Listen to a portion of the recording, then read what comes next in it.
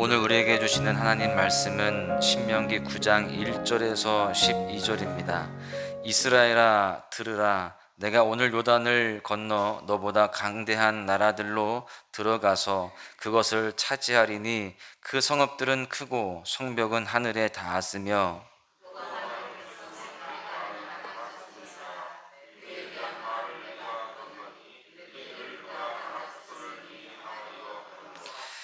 오늘 너는 알라, 내 하나님 여호와께서 맹렬한 불과 같이 내 앞에 나아가신즉 여호와께서 그들을 멸하사 내 앞에 엎드러지게 하시리니 여호와께서 내게 말씀하신 것 같이 너는 그들을 쫓아내며 속히 멸할 것이라.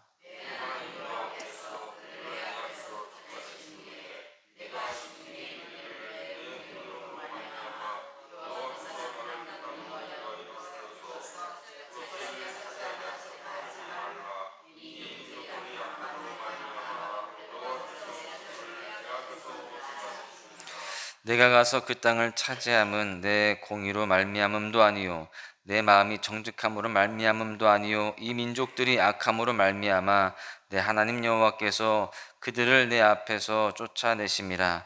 여호와께서 이같이 하심은 내 조상 아브라함과 이삭과 야곱에게 하신 맹세를 이루려 하심이니라.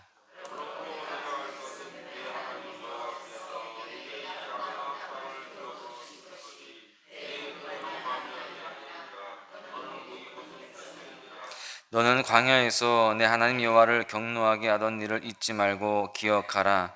내가 애굽 땅에서 나오던 날부터 이곳에 이르기까지 늘 여호와를 거역하였으되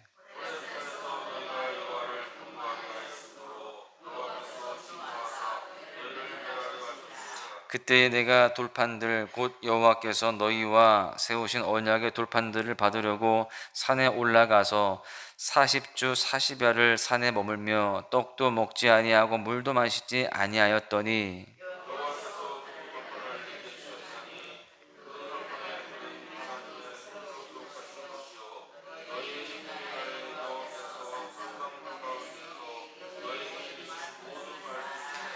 40주 40야를 지난 후에 여호와께서 내게 돌판 곧 언약의 두 돌판을 주시고 내게 이르시되 일어나 여기서 속히 내려가라.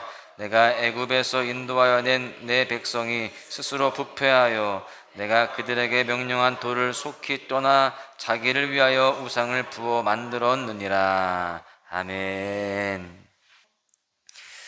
깨어진 그릇이라는 책의 저자인 김태훈 선교사님이라는 분이 계신데요. 이분이 이런 고백을 했습니다. 엄청나게 큰 연합 집회에 강사로 와달라고 하는 초청을 받은 거예요. 그런데 그렇게 큰 집회에서 자신의 사역을 소개하고 말씀을 전하는 데 있어서 자신이 너무 작게 보였던 것입니다. 그래서 하나님께 이렇게 기도했다는 거예요. 하나님, 저는 깨어진 그릇과 같습니다.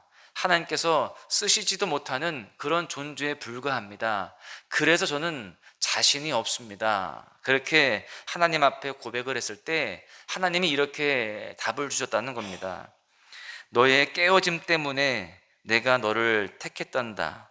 너의 깨어짐 때문에 내가 십자가에 달렸단다.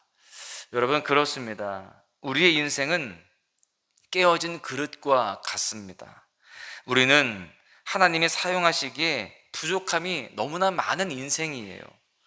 그런 인생이지만 하나님은요, 오늘도 우리에게 은혜를 부어주시고요, 우리를 그 가운데에서 또한 사용하시는 줄로 믿습니다.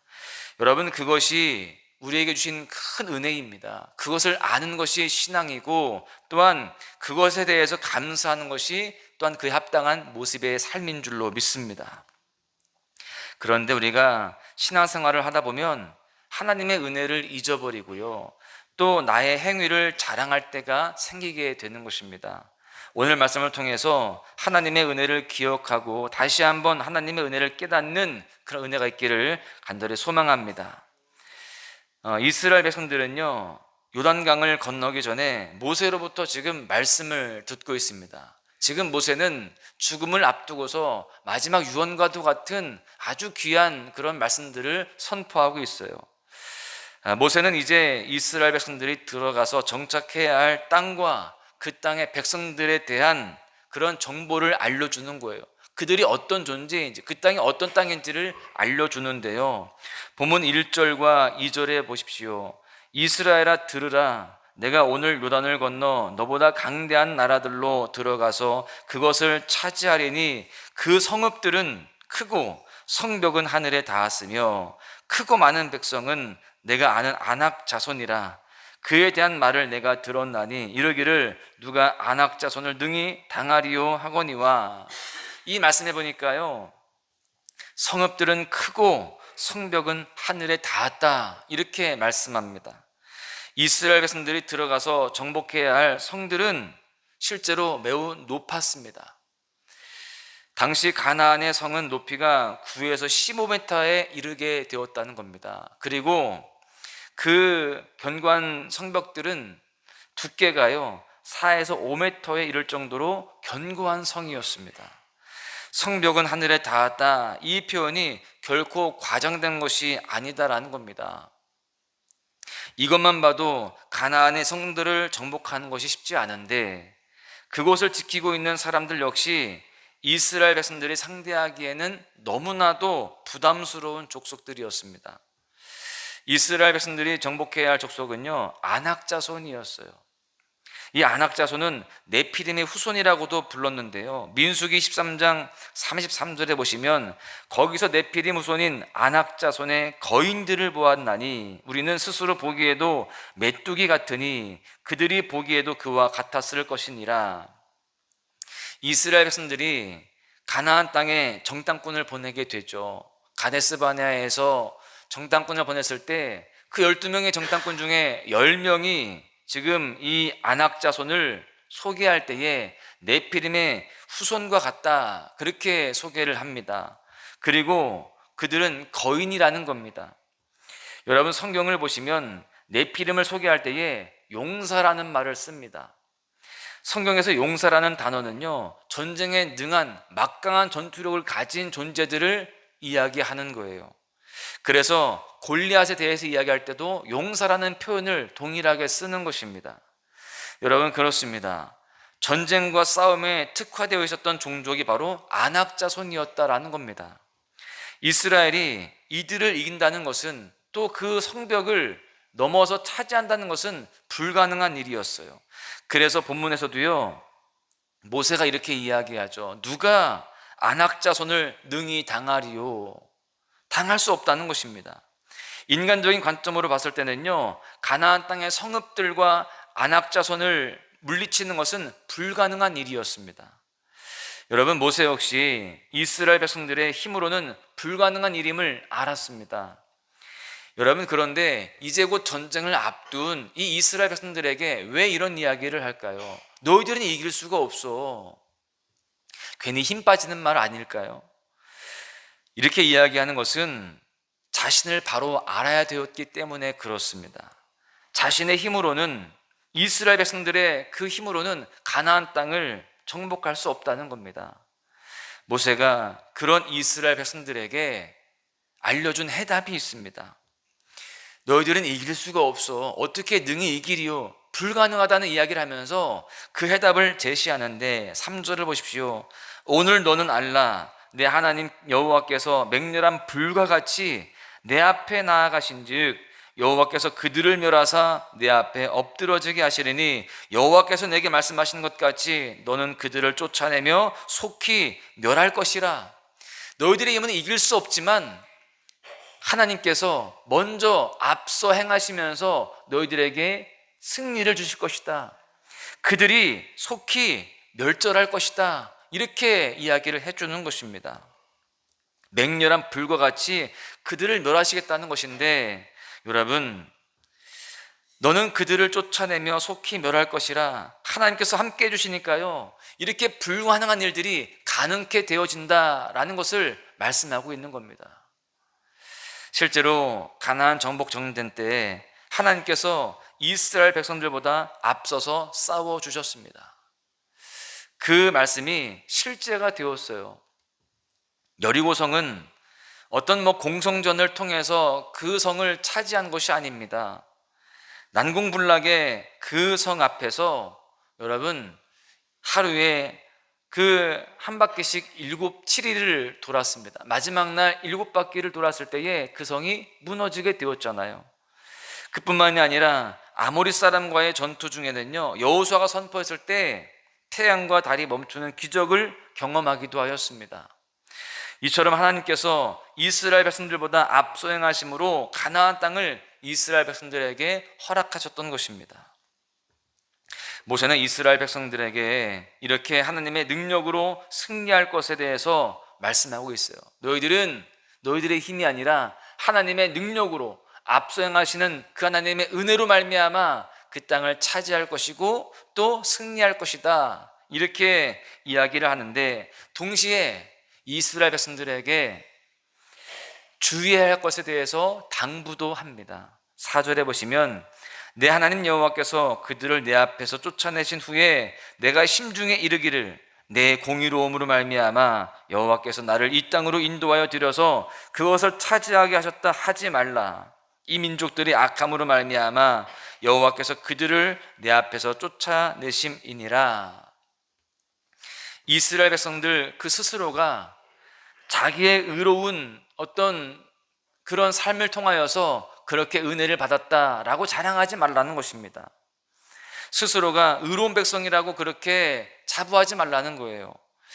그들이 가나안 땅에 들어갈 수 있었고 손쉽게 정복할 수 있었던 것은 그들이 하나님 앞에서 의로워서가 아니라 하나님의 은혜였음을 잊지 말라는 겁니다. 이스라엘 백성들은 오히려 목이 곧은 백성이라는 겁니다. 쉽게 하나님의 은혜를 잊어버리는 족속이었어요. 쉽게 원망하고 쉽게 불평하는 등 하나님 보시기에 하나님의 백성다운 모습이 사실 없었습니다. 그럼에도 불구하고 이스라엘 백성들은요, 하나님 앞에서 은혜를 입었습니다. 신명기 33장 29절에서 이스라엘의 복이 무엇인지를 말씀하고 있어요. 이스라엘이여 너는 행복한 사람이로다. 여호와의 구원을 너같이 얻은 백성이 누구냐? 그는 너를 돕는 방패이시오 내 영광의 칼이시로다. 내 대적인 내게 복종하리니 내가 그들의 높은 곳을 밟으리로다. 여러분, 이스라엘 백성은요 행복한 사람이라는 겁니다. 왜 그럴까요? 그들은 하나님의 전적인 은혜로 애굽 땅에서 구원을 받았습니다. 그뿐만이 아니라 하나님의 크신 팔로 그들을 품으시고 가나안 땅으로 인도하여 주셨습니다. 이스라엘 백성들이 출애굽한 순간부터 가나안 땅에 들어가서 그 땅을 차지하는 순간까지 모든 것이 다 하나님의 은혜였다는 거예요. 구원에서부터 모든 그 삶의 여정 다 하나님의 은혜라는 것인데, 우리가 받은 은혜 역시 동일합니다. 우리가 잘나고 또 의로워서 또 우리의 공로가 있어서 하나님께서 우리를 구원하시는 것이 아니라는 겁니다. 사도 바울은 우리의 구원에 대해서 이렇게 가르쳐 줍니다. 에베소서 2장 8절을 보십시오. 너희는 그 은혜에 의하여 믿음으로 말미암아 구원을 받았으니 이것은 너희에게서 난 것이 아니요 하나님의 선물이라. 우리가 구원받은 것은 하나님의 은혜로 된 것입니다. 우리에게서 난 의가 없다는 겁니다. 여러분, 어떤 선한 행위가 있고 우리가 그 구원을 받을 만한 자격이 있어서가 아니라 하나님의 선물이라, 하나님의 일방적인 은혜다라는 것입니다. 그렇기 때문에 누구도 하나님 앞에서 자랑할 것이 아무것도 없는 것입니다. 이것에 대해서 지금 모세가 이스라엘 백성들에게 주의를 주고 있는 거예요. 너희들의 의로움으로, 너희들의 어떤 능력으로 그렇게 그 땅을 차지하는 것이 아님을 너희들은 기억해야 된다. 하나님의 은혜라는 것을 늘 기억하고 감사함으로 살아가야 된다. 그에 합당한 인생을 살아가야 된다라는 것을 지금 알려주고 있는 것입니다. 여러분, 신앙에 있어서 성숙은 바로 겸손입니다. 겸손이라는 것은 나의 연약함을 알고 하나님의 크심을 아는 것입니다. 겸손이라는 것은 나의 삶의 주권을 내가 아닌 하나님께 내어드리는 거예요. 그리고 내 삶의 모든 것이 하나님의 은혜임을 고백하는 것입니다. 우리 모두는요 겸손한 삶을 살아가야 됩니다. 오늘 하루가 주어진 것도 하나님의 은혜잖아요. 그래서 우리는 이 하루를 살아갈 때에 겸손하게 살아가야 됩니다. 내 인생의 주도권을 주님께 내어드리고 그 크신 하나님의 그 은혜와 능력을 기대하며 주님께 맡기며 살아가야 되는 것이죠. 내가 잘나서 오늘 하루가 나에게 주어진 것이 아닙니다. 내가 잘나서, 내가 의로워서 하나님이 그렇게 우리에게 복 주시는 게 아니라는 겁니다. 우리는 오늘 하루를 살아갈 때에 앞서 행하시며 우리의 삶의 불가능을 가능케 하신 하나님 앞에서 겸손히 살아가야 할 줄로 믿습니다. 감사를 고백하면서 그 은혜에 합당한 대로 살아가야 할 줄로 믿습니다. 그렇게 살아감으로 말미암아 더 크신 은혜와 또한 더 크신 능력 가운데에 승리하는 여러분 모두가 되시기를 주님의 이름으로 간절히 축원합니다. 나를 버리고 그의 길을 가는 것 세상 그 무엇보다 어려운 내려놓음 내 안에 예수 그분만 생각할 때 하늘의 그 손이 일하시네. 그분의 마음 그분의 시선 그분의 원하심은 내 맘에 두는 것 십자가 그 길 그곳에 나설 때에 주님 나를 통해 일하시네. 그 사랑 나를 살리신 그 사랑 하늘의 모든 영광 다 내려놓으신 내 삶도 그렇게 내려놓습니다. 주님 기뻐하시는 그 길 가렵니다.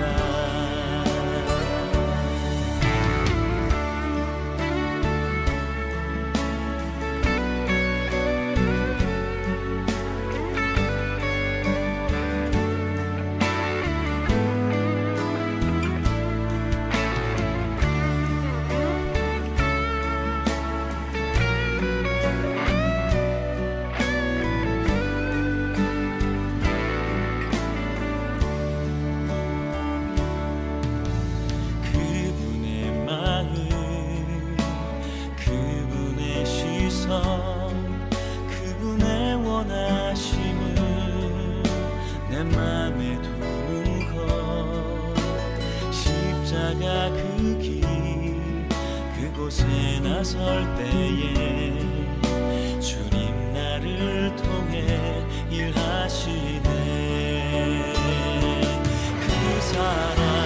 그 사랑 나를 살리신 그 사랑 하늘의 모든 영광 다 내려놓으신 내 삶도 그렇게 내려놓습니다. 주님 기뻐하시는 그 길 가렵니다. 나를 향한 그 사랑 온 땅을 덮고 나를 주님의 길로 인도해 주시네. 그 사랑 나를 살리신 그 사랑 하늘의 모든 영광 다 내려놓으신 내 삶도 그렇게 내려놓습니다. 주님 기뻐하시는 그 길 가렵니다. 내 삶도 그렇게 내려놓습니다. 주님 기뻐하시는 그 길 가렵니다.